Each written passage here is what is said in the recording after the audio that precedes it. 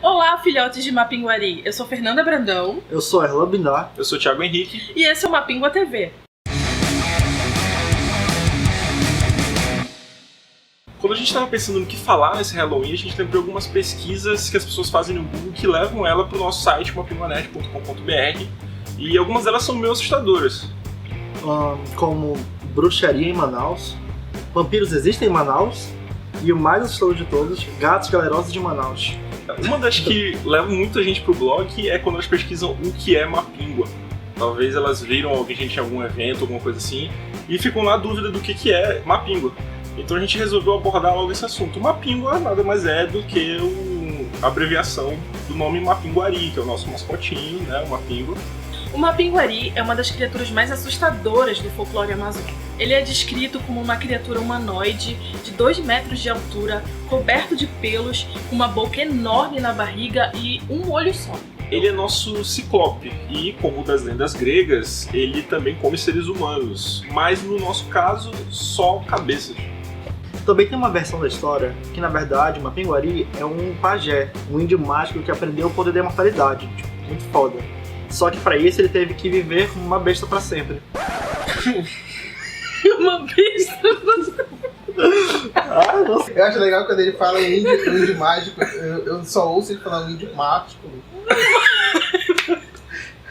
Gente, uma besta mitológica com cabelo pichain parecido com a medusa.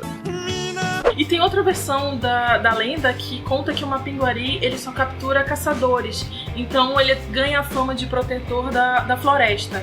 O que pra gente é só uma lenda, em alguns lugares da região amazônica, essa realidade do Mapinguari ela é bem presente, né, na vida das pessoas. Um cientista americano chamado David Oren, que é coordenador de biodiversidade do Ministério da Ciência, ele foi morar em Belém na década de 80 e lá ele se deparou com esses relatos sobre o avistamento de Mapinguari.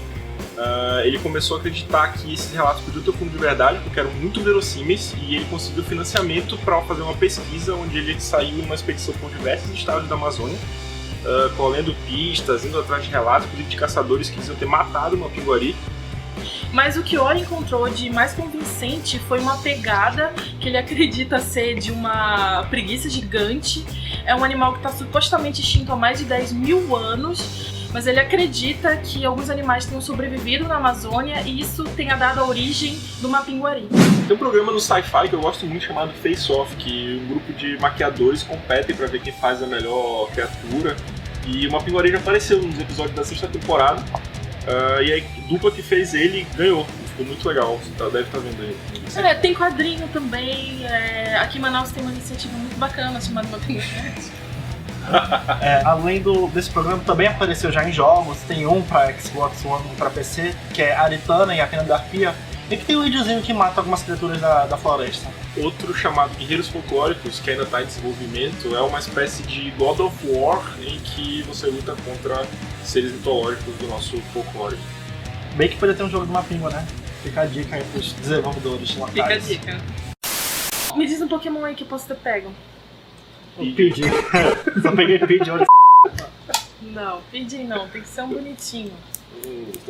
O Farfetch não tem aqui, né? Não. É assim mesmo que eu não sei. Mas pode falar, peguei o Farfetch. É mentira, mas eu gostei. Um screenshot daquela tua reportagem que tu pegou 234 Pokémon. Não. Em um dia, né? Ai, que horrível. Ele viu. E falando em jogos, né, eu tenho jogado bastante Pokémon GO, acho que vocês conhecem. E quem não? Eu tô triste porque eu descobri que o Farfetch, que é o meu Pokémon favorito, não tem no Brasil. Eu odeio Farfetch. Eu acho ele legal. Queria que ele ganhasse uma evolução. Não tem, bichinho. Caguei por isso. Meu ovo, eu tô triste que meu ovo.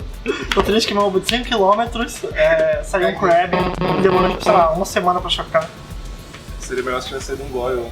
Um quê, meu? Um Goyle. Crab Goyle, Harry Potter. Descobri que no meu trabalho tem uma tríade de Pokémon e é bem difícil manter o foco, porque eu quero toda hora descer e ficar lá embaixo capturando vários Pokémons. Poxa, quando o Pokémon deu uma vontade de caçar, tô bem triste que... Aí tô dando vontade de caçar. Gente, não dá vontade de caçar em vocês não? Em mim dá vontade de caçar. Comi um negócio, me deu vontade de caçar. Acabou de aparecer o Zubat aqui. Zubat parece que eu tô com... Zubatman. Vou pegar aqui, vocês podem falar. E nesse clima de Halloween, a gente decidiu sair pela cidade pra caçar Pokémon nos lugares mais assustadores que a gente pudesse encontrar. Então eu espero que vocês gostem dessa nossa aventura.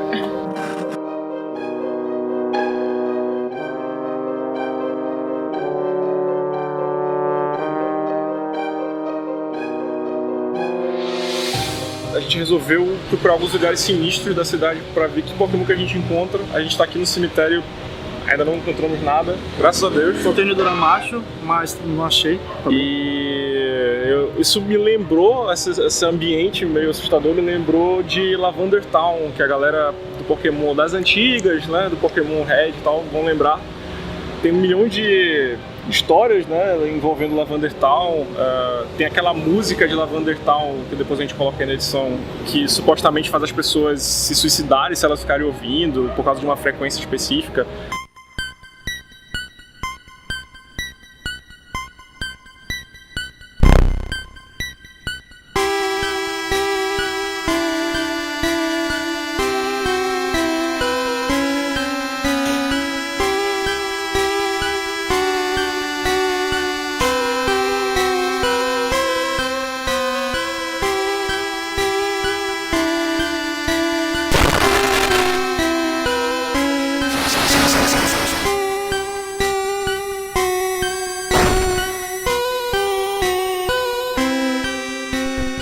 Dizem que originalmente era ainda mais tenso. Dizem que tem um script dentro do jogo que mostra como seria na verdade, que era... O cara chegava lá no topo da torre de Lavender e lá ele encontrava um monstro chamado Buried Alive, enterrado vivo. Que te conta uma história tipo: ah, eu estava tão sozinho aqui, ainda bem que você chegou e não sei o quê. Ele te ataca e se ele te mata, a tela de Game Over aparece o monstro te comendo o jogador, sabe? Devorando o jogador.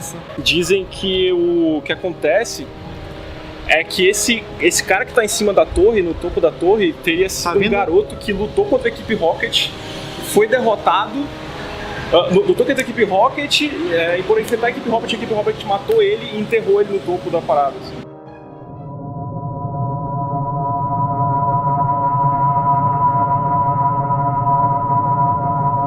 Agora aqui no radar tem uma Clefairy, um Ekans, tinha um Bulbasauro, mas a gente conseguiu achar nenhum desses Pokémons. Tenso. Eu peguei a Pokéstop do Sabaoth, que é aquela igreja bem legal, que tem aqui perto. Mas, gente, sério, a gente não aconselha muito que você venha aqui a pé pra caçar Pokémon. É bem deserto, pode ser perigoso. E os Pokémons que a gente encontrou aqui, nenhum é fantasma, nem psíquico.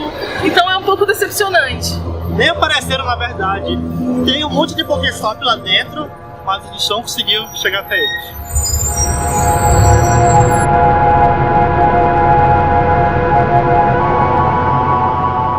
Gente, eu tô com na mão. Mas bico.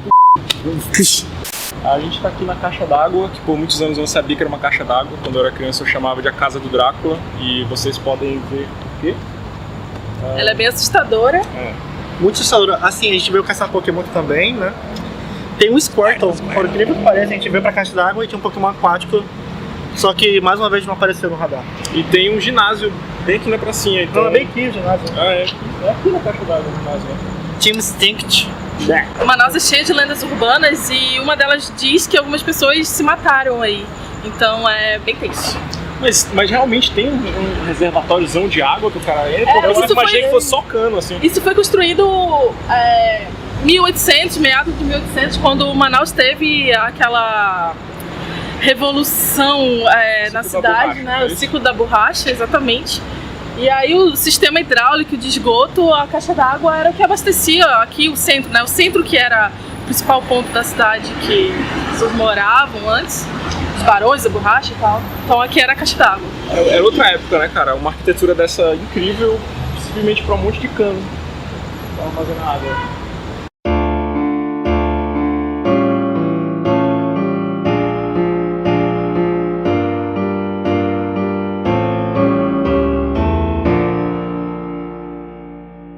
A gente gente está agora aqui no Castelinho da Vila Municipal, que foi construído ali no período áureo da borracha, como quase todos os prédios históricos daqui do centro. Ele foi construído pelo prefeito, se não me engano, Adolfo Lisboa, construiu para ser a casa dele. Ele tem mais de 100 anos de idade e dizem que ele é mal assombrado. Pessoas que moram aqui nas redondezas dizem que mesmo ele não tendo nada lá dentro, assim, de noite eles escutam passos, porque o soalho é tudo de madeira, eles escutam gente descendo escada, subindo escada, andando nos andares superiores, sabe? Dizem até que eles chegam a ver pessoas ali naquelas janelas de cima, vultos, assim. Então é um lugar meio assustador. Apesar de que hoje funciona uma adega aqui. Então perde um pouquinho do susto, mas ainda mantém o charme.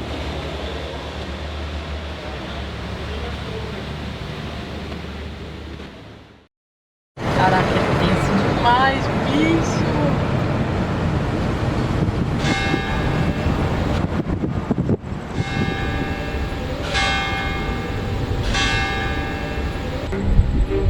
Olha que bonito, 3 Pokéstops no lugar onde a gente finalmente consegue pegar algum Pokémon. A gente está aqui no Teatro Amazonas, que além de ser um lugar excelente para pegar Pokémon, porque fica perto do largo, tem vários Pokéstops, muita gente, é seguro, então aparece muito Pokémon.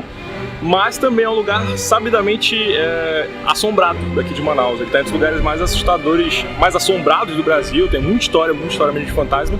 Inclusive a gente chegou a gravar um podcast só sobre as histórias do fantasma do Teatro Amazonas, que você encontra lá no site. E vamos ver o que a gente encontra aqui, se Pokémons ou fantasmas.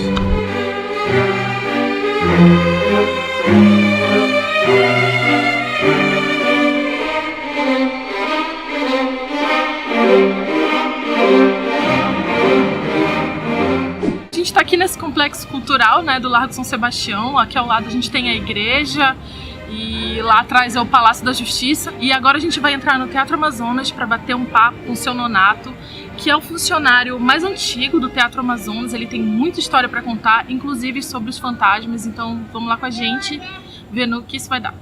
Eu tivemos aqui um vigia que nós quando não tinha espetáculo, fechava às 6 horas. Quando a gente saía, ele estava lá fora com a cadeira, já não estava mais.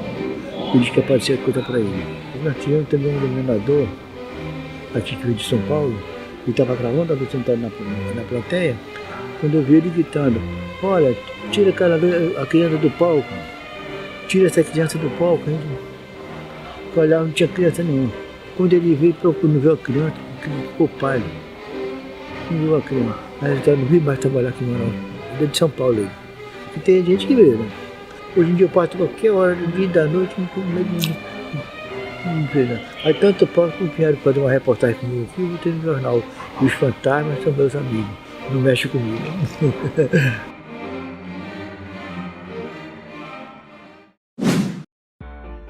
A gente está aqui no Mirage, que é um parque de diversões de Manaus. E parques de diversões tem várias referências no universo nerd e no universo de terror, né? Tem o jogo Left 4 Dead, que tem uma parte do jogo que é num parque de diversões. Tem o filme Zumbilândia, que é um dos melhores filmes que eu já assisti de zumbi, que é bem engraçado. E tem também Piada Mortal, que é uma HQ do Alan Moore, escrita por ele. E recentemente teve animação.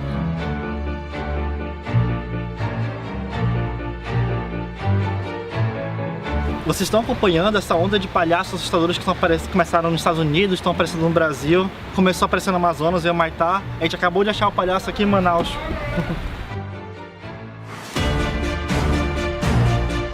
Se tem uma franquia de filme de terror que sempre me assustou, foi a franquia Premonição. A primeira é no avião, a segunda é na estrada e a terceira é numa montanha-russa, né? Num parque de diversão.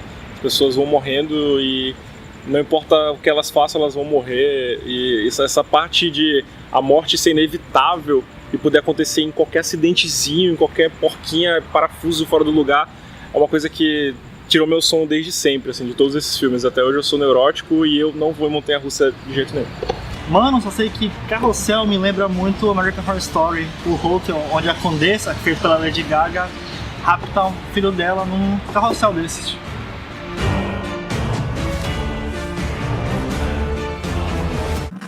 E nesse clima de Halloween, a gente quer dar pra vocês algumas indicações que tem tudo a ver com o tema. Uma indicação muito especial, porque na verdade a gente fez uma parceria com a Leitura, uma livraria lá do Amazonas Shopping, que nos deu livros Dark Side pra indicarmos. Então, Dark Side, livros de terror, Halloween, tudo a ver. E os livros são... Vocês devem conhecer o filme Donnie Darko, sabe, aquele filme de 2001 que já nasceu com cara de clássico, que mostra a história de um garoto problemático, que tem sonambulismo, esquizofrenia, que sobrevive a um acidente onde uma turbina de um avião cai em cima do quarto dele e começa a ter visões com um cara vestido numa roupa de coelho totalmente capirotagem. E tudo isso acontece nas vésperas do Dia das Bruxas, então coincidência. E ele fica esperando o fim do mundo, uma contagem regressiva pro fim do mundo. É um filme meio maluco, tem viagem no tempo, tem muito de coisa. E resolveram lançar um livro. Agora, não é o romance que inspirou o filme, não é uma adaptação do filme para livro.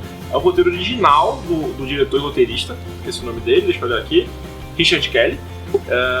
Ele contém, além do roteiro original, uma entrevista mostrando bastidores, tudo como é que foi feito o filme.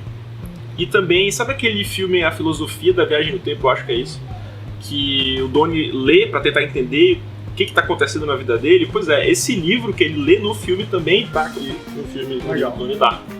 Então me parece ser bastante interessante, principalmente para quem é fã do filme. E tem muito fã, tem muita gente que acha que esse é o melhor filme da vida deles, assim. Muita gente que assistiu quando adolescente se identificou bastante, assim. A minha indicação é O Demonologista, de Andrew Piper. Na verdade, vou confessar que eu não li esse livro. Eu escolhi ele porque eu fiquei com muita vontade de ler. Leu? Achou? Não, minha mulher não leu. Mas eu fiquei com muita vontade de ler pela sinopse. Na verdade, conta a história de um professor... É pra começar a ler? Continua! Ai, não, tá ótimo. Conta a história de um professor da Universidade de Columbia que ele trata sobre o demônio, né? Sobre o capeta, o capiroto, enfim, diversos nomes dele, Lúcifer. E ele trata isso, ele na verdade ele acredita que, apesar de ser um especialista nesse assunto, ele acredita que isso é falso, que é apenas uma lenda.